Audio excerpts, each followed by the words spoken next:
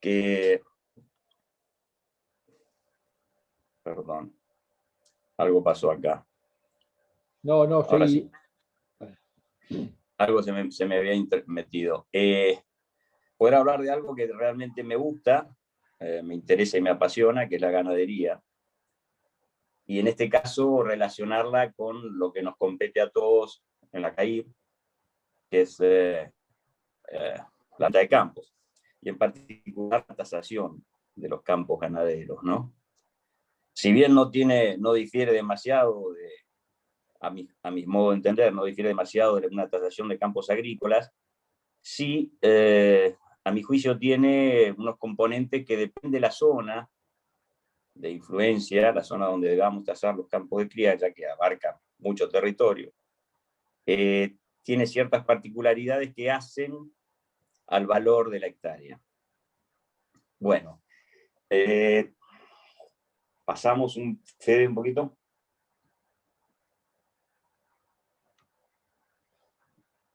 Bien, ahí va. Ahí está.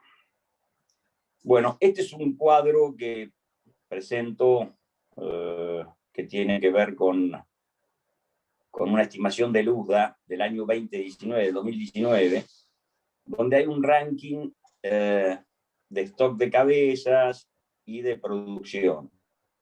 En diferencia de la agricultura en la Argentina, que ocupamos creo que un top 5, un top 3, sin temor a equivocarme, en la ganadería nos falta mucho, aunque seamos el país de la carne, que la Argentina arrancó con exportando cuero, carne y todo el cuento que ya sabemos, le frigorífiqué y toda esta historia, nos falta el índice de producción muchísimo. Fíjense en este cuadro, si bien en cantidad, en stock de cabezas, acá figuramos tercero, porque está primero Brasil con 238 millones, Estados Unidos con 94 y nosotros con 53. Esto es en cuanto a producción, es un cuadro, una estimación de la UDA en producción, pero en cantidad de cabezas estamos en el quinto puesto, ya que India es el país de más cantidad de cabezas, no así en producción, ¿no es cierto? Tiene 300 millones de cabezas y luego viene Brasil y luego China, que tampoco aparece en este cuadro, con 115 millones. Obviamente para China 115 millones creo que debe representar más de 70 gramos de 0,07 cabezas por habitante, lo cual es un número que asusta a los 115 millones, pero en definitiva por la cantidad de habitantes que son, no tiene fuerza. Bueno, fijémonos acá la participación de hembras en el stock. Toda esta introducción se las hago como para saber cómo está repartida la ganadería en la Argentina. Hay una tasa que se llama tasa de extracción de stock, que es lo que mide directamente, depende cómo se la mida, la eficiencia del rodeo. ¿Por qué? Porque de acuerdo, nosotros tenemos un 25% de tasa de extracción. Fíjense que Nueva Zelanda tiene el 41%, con 10 millones de cabezas, ¿no es cierto? La tasa de extracción puede variar como, si yo bajo el índice de hembras en el porcentaje contra el stock y o bajo el índice de destete, lo que voy a lograr es una baja del stock. ¿Por qué? Porque a mayores, si no tengo producción, se me baja el stock. Eso es lo que le falta a mi criterio a la Argentina. Estamos en Canadá, que es la cuarta columna. Tiene 11 millones de cabezas, 41% de porcentaje de hembras en el stock, una tasa de extracción 30%, que es bastante alta, pero tiene un destete del 93%, lo cual le da una productividad de 110, una eficiencia terrible, pero 93%, independientemente de que no deja de ser un número, en la Argentina, y no hablo de una zona ni de una provincia, un campo que logre el 93% de destete y sale en la revista local y zonal, ya lo sabemos. No es que no se pueda lograr, pero es bastante difícil. Después vemos a Estados Unidos, que tiene la mayor productividad, que tiene un índice de stock 43 bastante similar al nuestro, una tasa de extracción bastante alta, pero otra vez con el 89% de destete, que es altísimo. Fíjense que nosotros en productividad estamos solamente arriba de Brasil y de Uruguay. El resto de los países están por delante nuestro, ¿no? Bueno, esto es lo que más o menos quería que vean en cuanto a lo que nos falta, a dónde tendríamos que llegar y lo que nos falta en productividad. Por ejemplo, Brasil, si tomamos Brasil con 238 millones de cabezas y una baja tasa de extracción, para que tengan una idea, en 1980 Brasil tenía 115 millones de cabezas.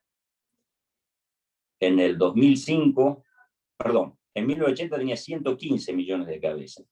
En el 2005 tenía 180 millones de cabezas y hoy tiene alrededor de 238, 240. Como muchas veces escuchamos hablar nuestro y dicen, no, pero es muy difícil crecer. Brasil lo único que se dedicó en los últimos 40, 50 años es a promover la producción de carne. Y de aquellas carnes grises que conocíamos espantosas, hoy compiten con nosotros en todo el mundo. No solo por la cantidad que tienen, sino porque fundamentalmente cumplen con sus contratos.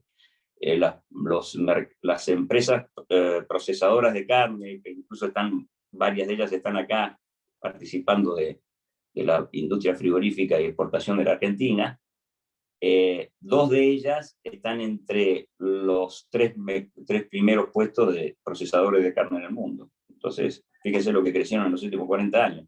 Y nosotros después vamos a ver una curva de stock y producción que nunca pudimos despegar demasiado. Bueno, pasamos al otro. Se me está enloqueciendo la máquina. Fede, ¿me escuchás? Ahí está. Sí, sí, te escucho. Bien. Sí. Este es un cuadro que relaciona lo que habíamos visto antes, la cantidad de vacas en el stock. Cantidad de vacas en función del stock, ¿no es cierto? La columna, el eje de la izquierda es la cantidad de millones de cabezas y el eje de la derecha marca la cantidad de millones de vientres en el stock. Fíjense cómo varía terriblemente. O sea, si bien en los años 9, 10 y 11 cae también el stock y cae la participación de hembras en el stock, pero cae furiosamente. Eso tiene una explicación. Yo los otros días veía explicar en un canal de cable el tema de la carne, el problema de la carne, y la verdad que me causó, por un lado, mucha gracia y por otro lado me hizo pensar. ¿Por qué? Porque los índices que estaban mostrando eran todos ciertos, eran verdaderos. Ahora, la gran diferencia era cómo los interpretaban, ¿no? Y bueno, acá vean, fíjense que cae terriblemente la participación de hembras en el stock en el año 2009. Empieza en 2008, 2009, 10 y 11 con el pico mínimo, como así también el stock. Ahora, eso tiene una explicación. Obviamente que acuérdense que en el 2008, 2009, 2010 fueron los peores momentos donde la ganadería estaba más hostigada, digamos. Pero el gran pico que cae no es solamente por un tema político-económico, fue la gran seca del 2008 y 2009. Ahí había que vender o vender, sobre todo en la zona del oeste pampeano, pero que abarcó todo, norte de Santa Fe. Yo recuerdo que en La Pampa una vaca preñada llegó a valer lo que un rollo. Entonces, esa explica también la liquidación del año 2009 y 2010. Pasamos, Fede.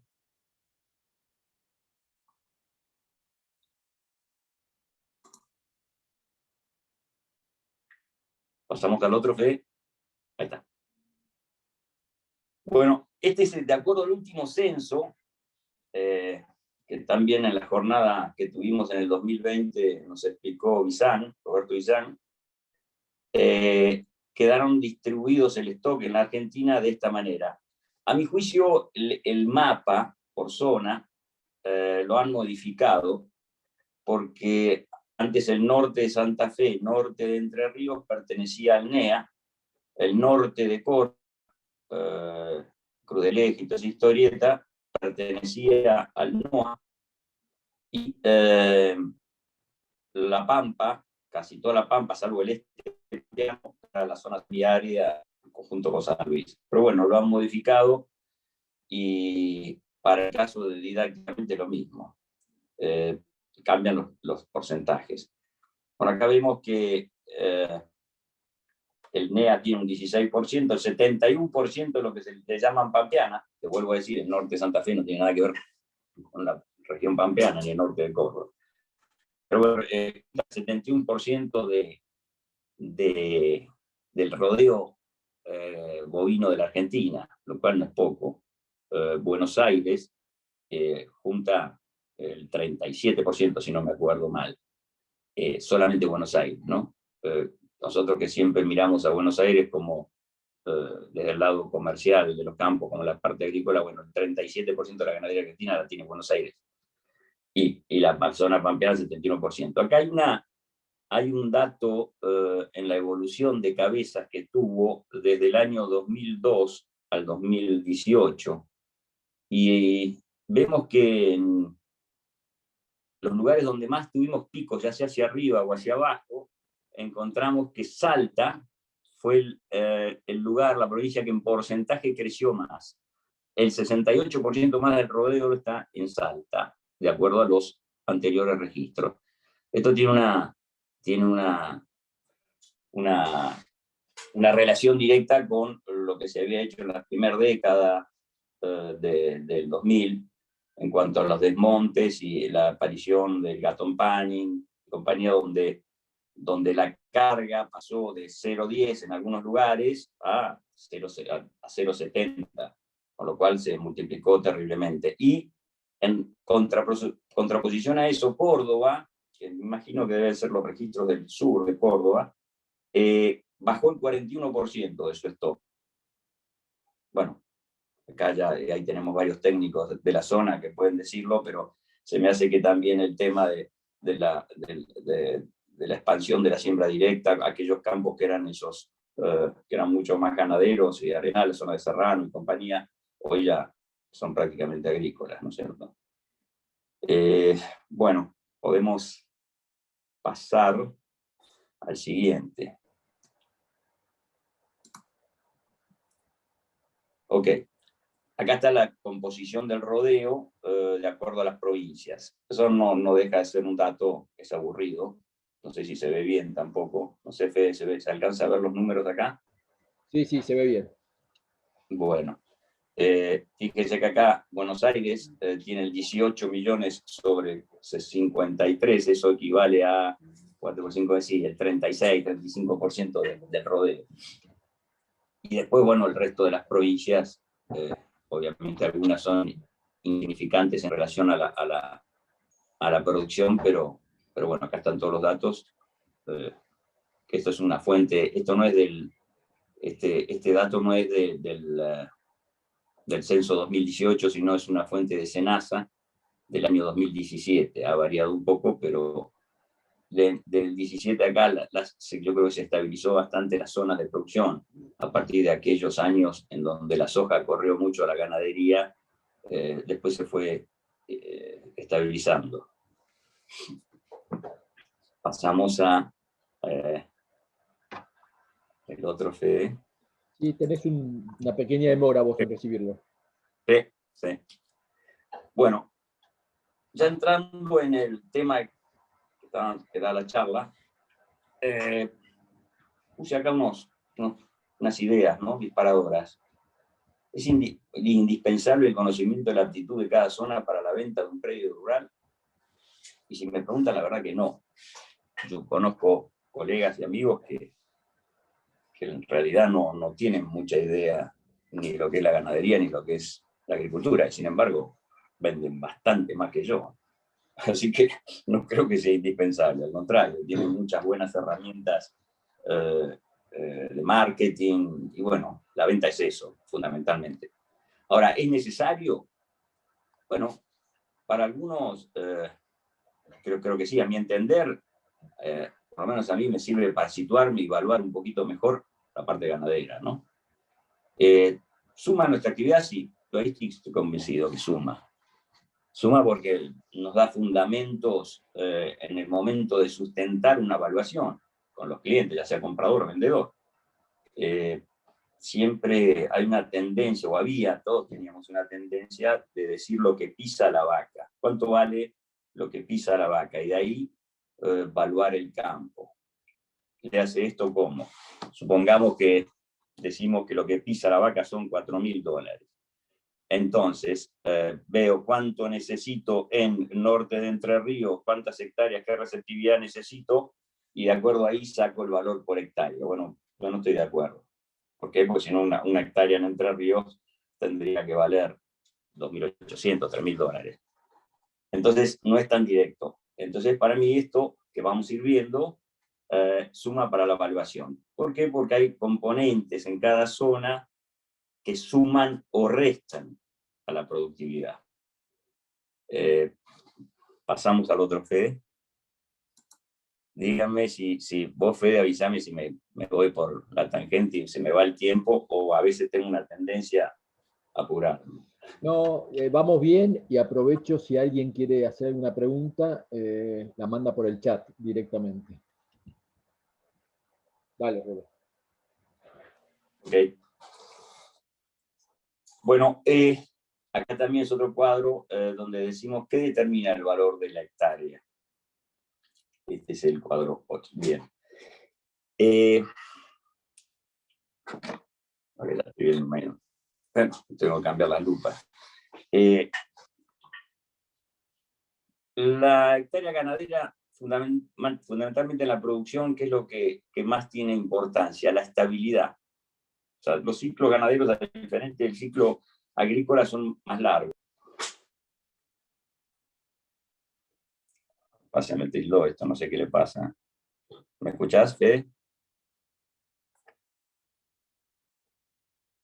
¿Fede? Sí, dale, Rolo, algo pasó, pero fue con el Algo Zoom. pasó, ¿sí? Fue con el Zoom, me parece. Sí, sí. Bueno, esa fue la imagen, ¿eh? La imagen de la Ahí voy, presentación. ahí voy.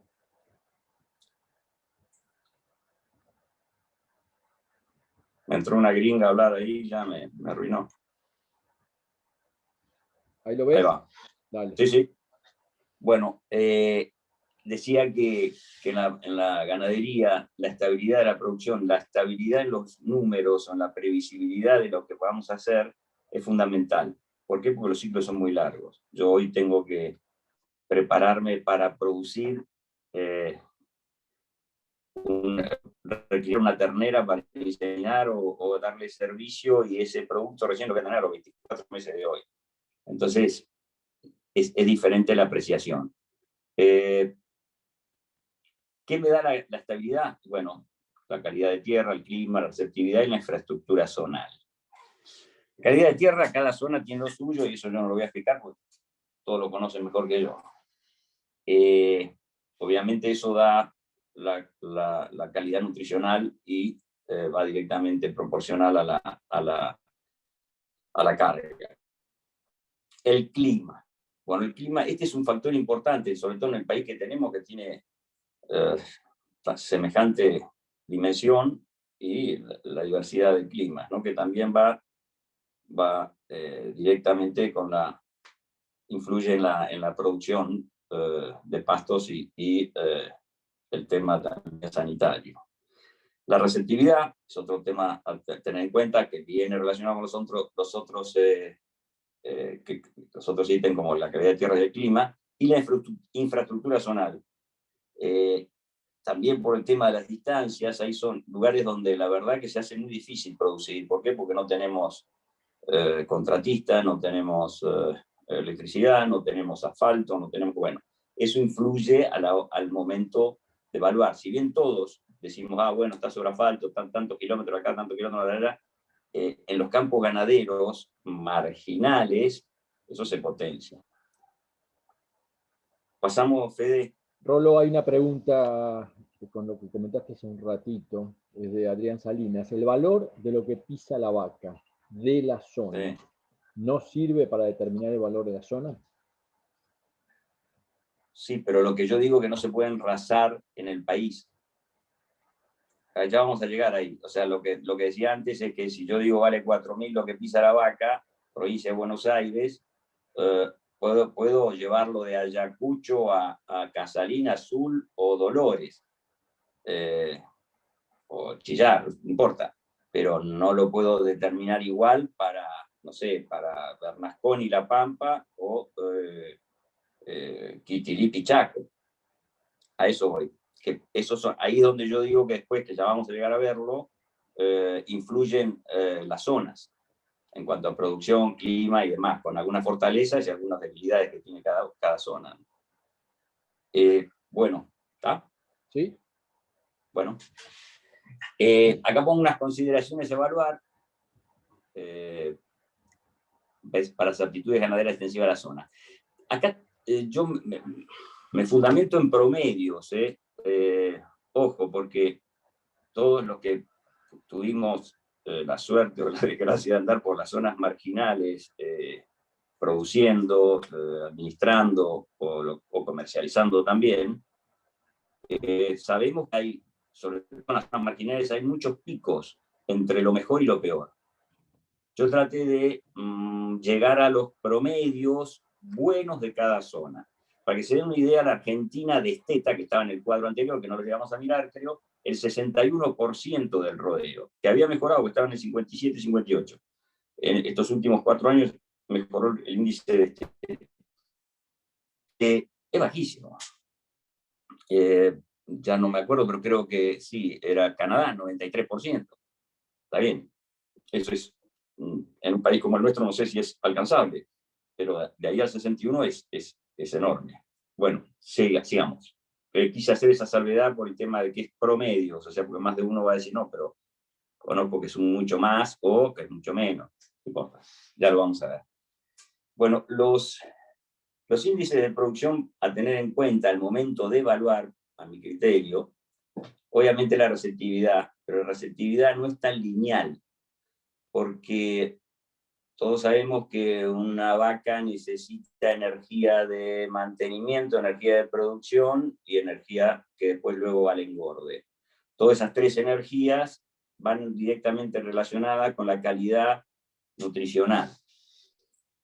A ver, yo me tocó estar muchos años en el norte, en el Chaco, y lo primero que se ve en los campos naturales del Chaco, sobre todo el lado este de la provincia, contra la margen del Paraná, es una alta producción de forraje, pero de volumen. No quiere decir eso que el volumen que vemos tenga una alta calidad nutricional. Entonces, a veces largas un rodeo, un potrero y sacamos los días de comida y decimos, bueno, ok, este potrero me da para tantas raciones en el año. Ok, sí, el animal se mantiene, pero la energía que tiene y la calidad nutricional alcanza solamente para la energía de mantenimiento, quizás, y ahí es donde se me empiezan a caer los índices. Entonces, la reactividad tiene que estar adecuada a los índices de producción, no solamente a la energía de mantenimiento. Pasamos a los porcentajes de preñez. Eso también está relacionado, obviamente, con la nutrición. Luego yo tomo como índice el porcentaje de ternero logrado. ¿Por qué? Porque depende de la zona, es la famosa merma preñez de Estete, que como me dijo a mí un cliente de la consignataria, me dice, mire, Bauza, ¿usted sabe cuál es el mejor ternero del país? Yo me quedé mirándolo al hombre grande, yo tenía bastante menos años. Me lo quedé mirando y digo, bueno, ¿qué le digo a este viejo? Bueno, el Braford cruzado con este, el otro, me mira fijo y me dice, no, el que se vende. Y es cierto, o sea, acá es donde está el porcentaje de ternero logrado, es lo que yo puedo realizar en mi producción. ¿Por qué? Porque hay mucha merma, sobre todo en el norte, en el índice de preñez a ternero logrado. Hay mucha charla de café que podemos escuchar de todo y algunos establecimientos que trabajan muy, muy bien logran unos índices bastante aceptables, pero para que se den una idea, el índice de Chaco, Formosa, norte de Corrientes, mejora un poco, porque tiene menos montes, más fácil el manejo. Pero Chaco Formosa, el índice promedio está entre 13 y 15% de merma. O sea que si yo tengo una preñez cada 100 vacas preñadas, logro realizar el 85 terneros. Es un montón. Eso en provincia de Buenos Aires baja al 6-7%. Entonces, esa sería una debilidad, por ejemplo, de la zona. Después, peso al destete. Es otra vez otro índice. ¿Qué quiere decir eso? Bueno, vamos a la zona semiárida, supongamos. Marginal semiárida sería La Pampa, sur de San Luis. Ok, esos son lugares donde en los pesos al destete, no sé tanto sur de San Luis porque tienen unos servicios más tardíos, pero en La Pampa se logran muy buenos pesos al destete por un tema sanitario, un tema de calidad nutricional, que si bien tiene mucho menos receptividad, la carga es mucho menor, pero tiene mejor calidad de pasto. Bueno, influye. La sanidad es otro tema importantísimo, pues la sanidad está relacionada a la producción, clima y costo, sobre todo el costo para producir. Ahí vuelvo a poner los dos polos, como puede ser la zona semiárida de La Pampa, San Luis, donde si bien obviamente se hacen tratamientos de vacunas reproductivas y demás, pero normalmente es la vacunatosa, la brucelosis, al destete, la desparasitada, y después muy poco. En el norte, yo en el Chaco, que me toca producir ahí, ando con la jeringa que parecen revólveres. Estamos todo el día pinchando el pobre bicho. Entonces, cuando es desparasitario, para la parte de producción, no a la vaca, pero sí a las recrías, a los engordes de novillo, reproductivas, rabia apareciente, carbunclo, mancha, bueno, innumerables. Infraestructura. Rolo, antes de seguir, hay una pregunta vinculada con el porcentaje de ternero logrado. ¿Cuál es la fórmula? ¿Ternero de testados sobre vacas preñadas? Exacto.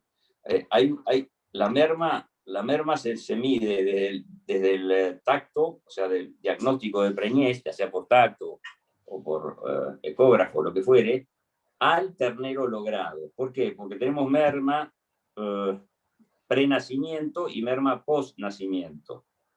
La merma pre-nacimiento es la merma esa que se llama por aborto, ya puede ser brucelosis, leptospirosis o lo que fuere, lo que no es no nacido. Y después está la merma del ternero nacido que se muere, también por otro tipo de enfermedades, o que termina siendo aquella vaca que le llaman la NPT, que es la vaca que no presenta ternero, que estuvo preñada y no presenta ternero. Entonces, es lo que normalmente se apunta, porque esa vaca es la que le llaman un año sí, un año no, porque te cría un ternero un año, otro año no, entonces es improductiva y se la trata de sacar. Pero la merma se mide. Diagnóstico de preñez, ternero logrado. Y ternero logrado al destete, no ternero que listo, a la señalada. Rolo, queda una duda, incluso Alberto también está preguntando algo, Fraguas. La fórmula es ternero destetado sobre vaca preñada y Alberto dice debería ser sobre vaca entorada para determinar el porcentaje de ternero logrado. No, porque yo antes estoy con el ternero, eso me lo da el porcentaje de preñez. O sea, yo vaca entorada contra preñez es lo que me da el porcentaje de preñez. Listo, yo de ahí ya descarté la vaca que quedó vacía en el servicio. Ahora bien, logré preñar 100 vacas. La merma se mide entre las 100 vacas que tengo preñadas y las vacas que me entregaron un ternero. Ok, está claro. La eficiencia de preñez se mide entre la vaca que yo entoré y la vaca que salió diagnosticada preñada. No sé si fui claro. Sí, está claro, Rolón. Bueno, y después, como punto final, la infraestructura. La relación de la receptividad tiene, hablando de costos ahora, ¿no?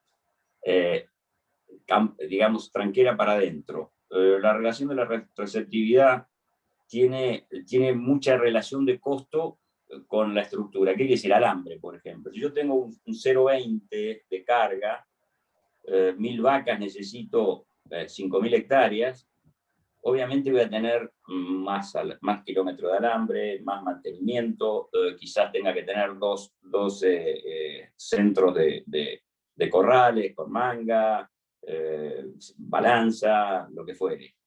A menos receptividad, más costo de mantenimiento. Porque si me voy a la zona semiárida, por ejemplo, que si bien tengo mucho menos costo de sanidad, tengo más costo de mantenimiento de estructura y de costo para tener agua. Normalmente, ahí Carlito debe saber más que yo, las napas en esa zona están todas abajo de 60 metros y algunas ya van con bombas sumergidas y grupos electrógenos, con motores de grupo electrógeno.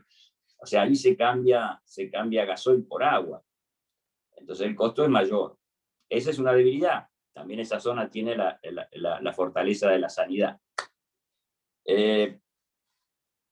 Si nos vamos a la zona del norte, si bien tenés un poco más de carga, tenés problemas de camino. ¿Por qué? Porque llueve todo el tiempo, roturas, las alcantarillas, el agua te pasa por arriba, o tomás agua de parado, o te morís de sed, ¿viste? Tiene ese tipo de costos, ¿no es cierto? A ver, pasamos a la otra, Fede.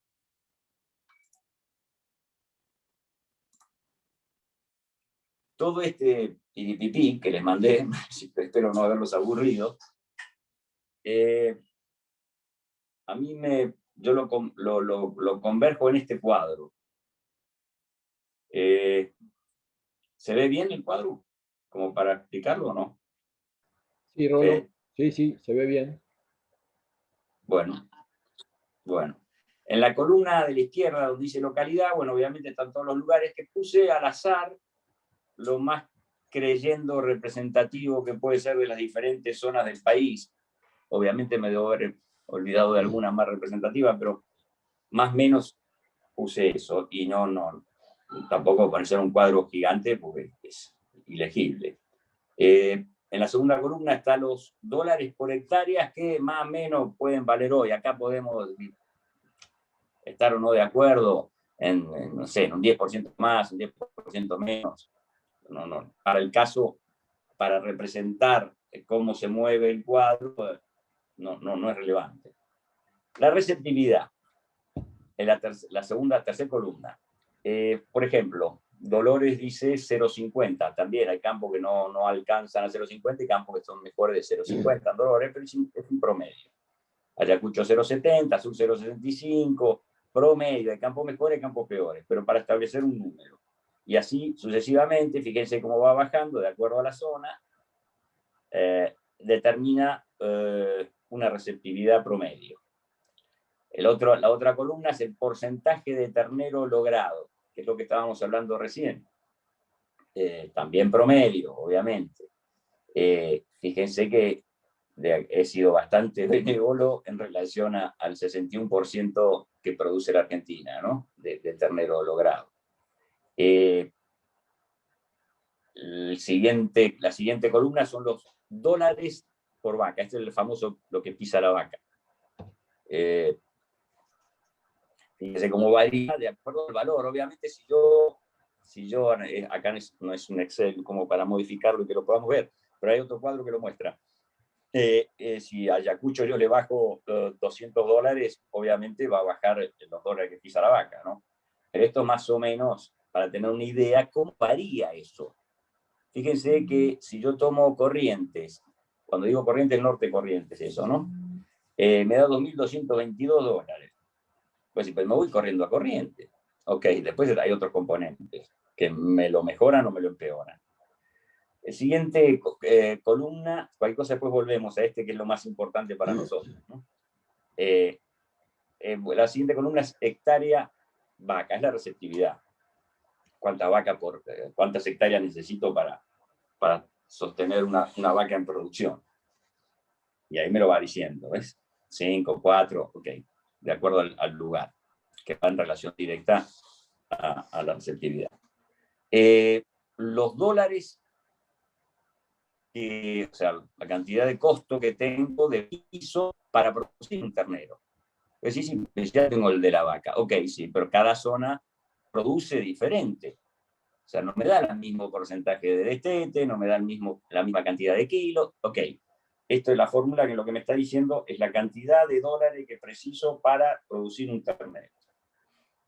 La columna que le sigue es las hectáreas por ternero. Es un tema de receptividad relacionado, de acuerdo al índice de producción de la vaca, cómo me queda la cantidad de hectáreas que necesito para que me entregue un ternero.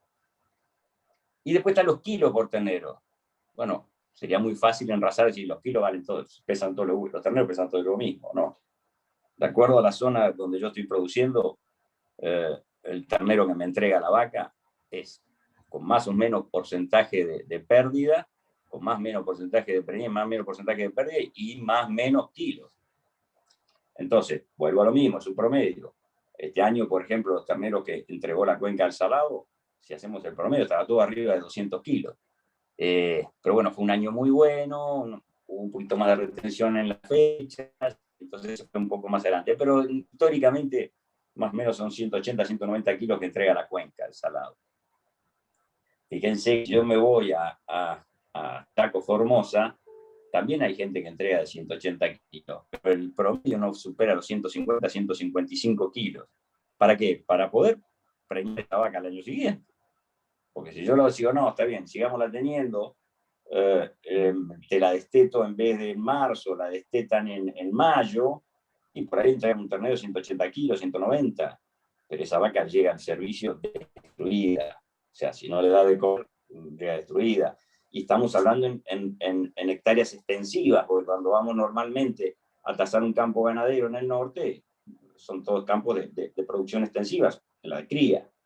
Diferente a la invernada, es otro mundo, que las hectáreas, para mí, las hectáreas de invernada, no en el norte, pero sí acá en la Argentina, en Furcio. En provincia de Buenos Aires, las hectáreas de invernada que estábamos acostumbrados años atrás, hoy son agrícolas. Entonces, bueno, se maneja una suplementaciones. Llegamos después de los kilos del ternero que me entregó esa vaca en cada zona, dolarizado el monto de los kilos perdón, esto es en pesos, el kilo de ternero, lo que vale el kilo de ternero en cada zona, que también es otra variable. Antiguamente, el norte, por el tema fletes, y que el gran consumidor del ternero del norte, de la invernada del norte, era el sur, valía sensiblemente menor el valor que un ternero digamos, de Santa Fe hacia el sur. Hoy eso cambió, y cambió por lo que vimos antes, el crecimiento de Salta. Salta, al crecer tanto en su ganadería, empezó a demandar mucho más en su momento terneras para poblar los campos, y después con los sistemas de recría, con Gatton y demás, empezó a llevar mucho ternero de Norte de Corrientes, Chaco y Formosa.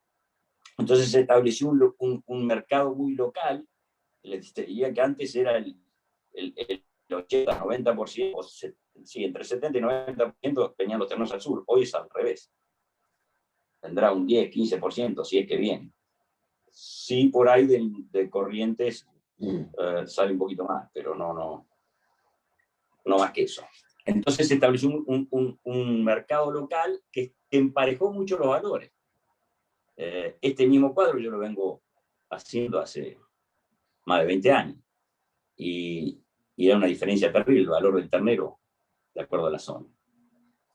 Todas estas variables que tenemos en estas columnas terminan dándome el costo a la anteúltima columna, que es un costo, el importe que logro obtener del ternero en dólares. ¿Por qué? Porque estamos valorizando la hectárea en dólares, ¿no? Que lo llevé hoy, si les digo, la fórmula está en 150 el valor del dólar. Pero no importa, para el caso puede ser 160, lo que valga. El asunto es qué es lo que hace, cómo la planilla me lleva a esto. La última columna es la tasa interna de retorno bruto. ¿Por qué hago hincapié en el bruto? Porque obviamente no tiene ninguno de los otros costos de estructura y demás. Esto es de acuerdo a los índices de producción, nada más. Fíjense que toda la cuenca, el salado ahí estamos entre el 5.30 y el 5.70. Y bueno, Bahía mejora, Rancul, acá está pintado, no sé si se ve los colores en naranja. Sí, La Pampa y San Luis tiene uno. Sí, se ve bueno. Tiene muy buenos índices de producto. Uy, se me borró todo acá. Perdón. Ahí está. Tiene muy buenos retornos. Y volvemos Entre Ríos, Curuzú, vuelve Corrientes, mejora un poco. Salta, acá hay dos Saltas. Salta, esta es la primera que figura, es la Salta desmontada, aquella que en la la primera década de los 2000 se trabajó tanto con la Bonazo y demás, empezaron con las zonas colores, roja, amarilla y demás, se frenó, pero esas hectáreas pasaron de 0,10 de carga a 0,70, 0,75, todo con gato y demás, con pastoreos diferidos y suplementaciones estratégicas de salida de invierno. Bueno, ahí me está dando 8,55. Por supuesto que podemos decir, no, bueno, pero andar a comprar un campo que te venda un campo sistematizado en Salta, que tenga 0,75 si te lo venden en 1.400. Bueno, esos son los valores más o menos relevados. De ahí a que exista, no lo sé. Y bueno, el de Monte vemos que a 330, que yo creo que también debe dar menor valor, pero igual con la tan baja carga, el retorno es el menor de todos. Si pasamos bueno, perdón, antes que eso, sí, acá está marcado que ya lo hablamos, bueno, el tema sanitario, bueno. Si pasamos al otro cuadro, al que le sigue, Fede. Antes hay una pregunta. ¿El maíz en el norte también colabora a aumentar el precio del ternero? ¿Lo convierten en carne por cuestión de flete, aumentando la demanda Sí. del mismo y por ende el valor? A ver, sería si hay transferencia de maíz en carne, digamos, sería la pregunta en el norte. Claro, en realidad es una afirmación, perdón, me pregunté, me equivoqué. El maíz en el norte también colabora en aumentar el precio del ternero. Lo convierten en carne por cuestión de flete, aumentando la demanda del mismo y por ende el valor. Sí, es una afirmación. Eso es en la zona oeste, eso es en la zona oeste del norte, del NEA, ¿no? Zona oeste del NEA y NOA. O sea, los campos del oeste del NEA son agrícolas, o sea, toda esa franja de a partir de Machagay, Presidencia de la Plaza, hacia el oeste y hacia el suroeste, son todos campos agrícolas. Ahí sí, ¿por qué? Porque los grandes fletes a Rosario, porque marca ahí la planilla Rosario, para mí eso es relativo. ¿Por qué? Si bien se hace, obviamente está lleno de feedlot y de encierres, el que más tienen son Salta, pero a mí me tocó toda la recría en la zona este, volvemos para la costa del Paraná, donde sembrar maíz sería un acto suicida. Toda esa zona en la recría, antiguamente la recriábamos a campo y entorábamos, en el mejor de los casos, los 3 años. Todo eso ya, por suerte, dejó de existir y todos los entores son mínimo en 2 años. Pero para lograr eso se necesitan suplementos en el primer año estratégicos que dependemos de grano, forraje. Se utiliza mucho la semilla de algodón y, por supuesto, el maíz o el sorgo. El maíz viene todo del oeste, toda esa zona que cité antes, de la ruta que va hacia Pinedo, Charata, y hacia un poquito más al oeste también. Ahora, todos decimos, bueno, pues si tenés flete a Rosario, que más o menos, si acá en el oeste te sale más o menos 25% la venta con flete y todo, el maíz, al 35%, haceme la cuenta, negativo. Yo nunca pude comprar al 20, ni al 20 ni al 10% menos, pude comprar del valor de Rosario. En el mejor de los casos, compraba valor Rosario puesto en el campo.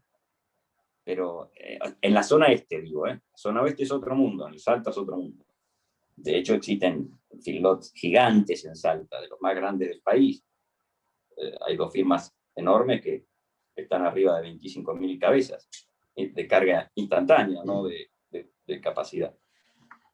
Bueno. Ahí te pasé la otra. Dale. Acá lo que hice fue lo que hablábamos antes. Pongamos todo al revés. Todo valor hectárea, lo que pisa la vaca, los 4.000, los famosos 4.000 de Dolores. Por supuesto que para lograr eso, varié la primer columna del valor del costo por hectárea. Pero logré que todo el país, o sea, logré, hice ejercicio, que todo el país, lo que pisa la vaca valga lo mismo. Fíjense las tasas de retorno cómo cambiaron terriblemente. ¿Por qué? Porque, y vuelvo a decir, son brutas, que ahora podemos hablar 2 minutos, si les parece, de qué es lo que me hace variar eso también, de la bruta a la neta. Bueno, fíjense cómo cambió. Entonces tengo una hectárea en Salta que valía 1.400 de $3.000. En Formosa que valía 650 de $1.320. Y vos decís, bueno, pero no importa, toda la vaca hace lo mismo, sí, pero como me produce diferente, me cambia todo. Ahí vamos. Si volvemos a la anterior, y nos vamos de la tasa bruta a una supuesta tasa neta, acá donde están las fortalezas y las debilidades de cada zona, que por eso terminamos valuando las hectáreas diferentes, y lo que pisa la vaca es menor a lo que pisa en provincia de Buenos Aires. Llamémosle Cuenca Salada. Entonces, en toda la zona NEA tenemos el drama de la sanidad, de la garrapata, de los costos de falta de infraestructura. En el este del Chaco, salvo la zona de San Martín, que es un lugar muy puntual, en todo el resto necesitas un equipo para hacer un trabajo, para una siembra forrajera, un sorgo forrajero, cualquier cosa, es un drama. Llegan tarde, cuando ya dejó de llover o cuando ya llovió de más, la semilla se me quedó en el galpón, ya el año que viene no me sirve. Todo eso son costos ocultos que me llevan a tener índices mejores o peores. Si bien tengo una receptividad alta, para más o menos producir, en el orden de 0,35, 0,40, se me cae con ese tipo de faltantes y el problema sanitario. Sin embargo, me voy a La Pampa, donde no tengo ni los dramas de sanidad, sí tengo los dramas de estructura, que me sale todo más caro, pero tengo mejores índices de producción. ¿Por qué?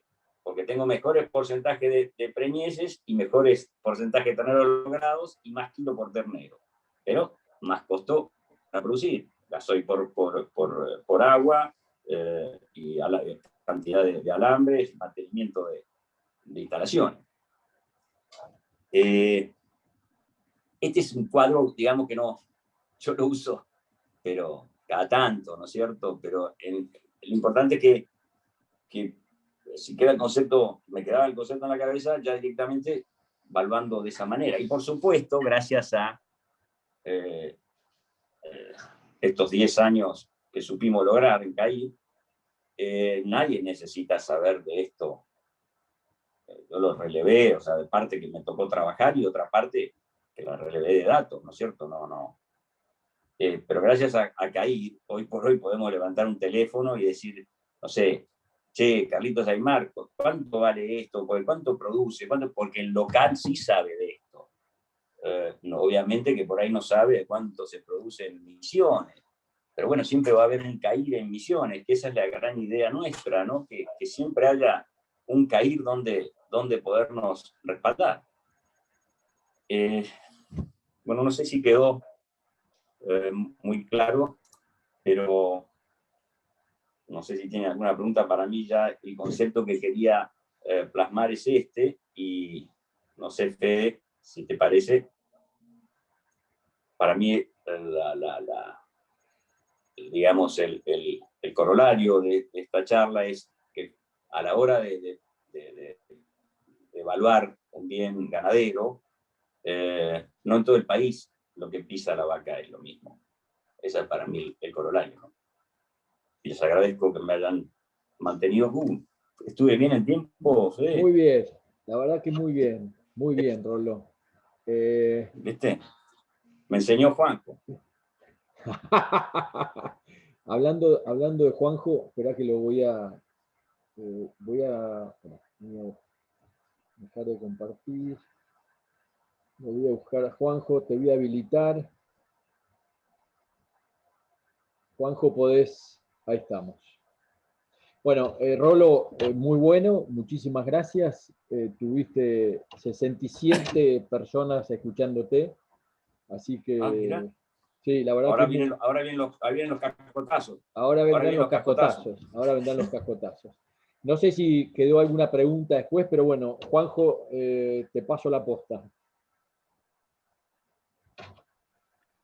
Bueno, gracias. Sí, ni dimos tiempo a preguntas después.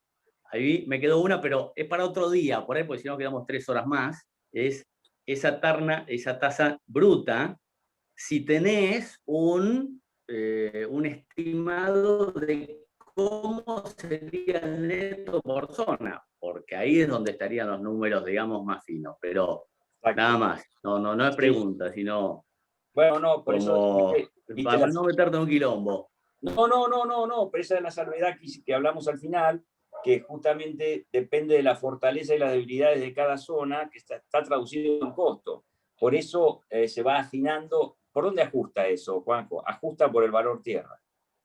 Porque si vos querés comprar un campo de cría, independientemente del valor inmobiliario, ¿no? Eso yo ni lo toqué en esta charla porque, bueno, todos sabemos dónde son las zonas que por ahí más movilidad tiene la tierra. Pero si vos querés hacer una inversión en el norte y me decís quiero meter 1000 vacas, bueno, entonces, suponte, no sé, en el Chaco, bueno, entonces no puedes tener menos de 3000 hectáreas, te digo, suponete. Bueno, ok, ¿y qué costo? Y después tener problemas de gente, tener problemas de esto, tener problemas de otro, todo eso es costo.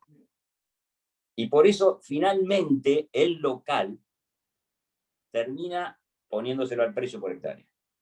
El local. ¿Qué estoy diciendo con esto? Que por ahí caigo yo de Santa Cruz a comprarme un campo en el Chaco y por ahí lo pago lo que no vale. Si no tengo un buen asesor caído.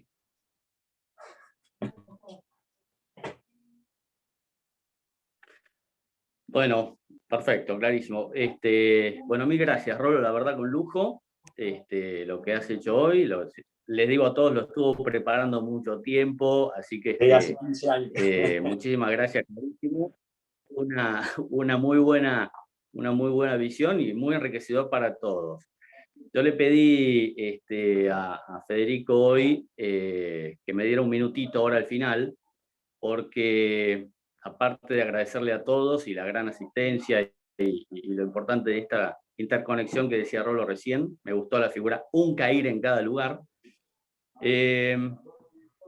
traer un poco el recuerdo y hacer un pequeño homenaje a Santiago Larrán. Santiago Larrán, colega nuestro, integrante de la firma Madelán, socios del primer día de la Cámara, un pingazo, un amigo, que bueno, sorpresivamente se nos fue.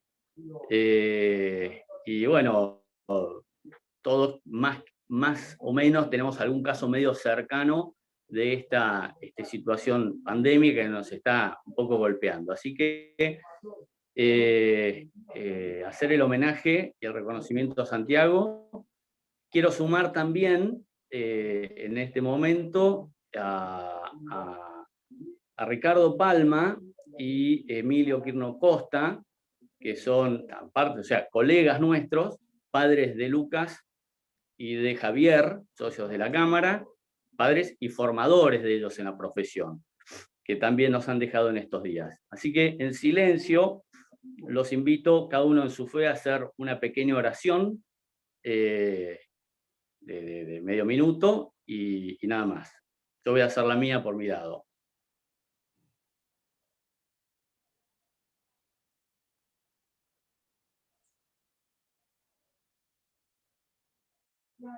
Claro.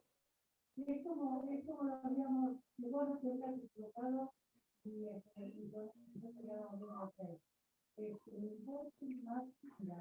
bueno, muchas gracias a todos.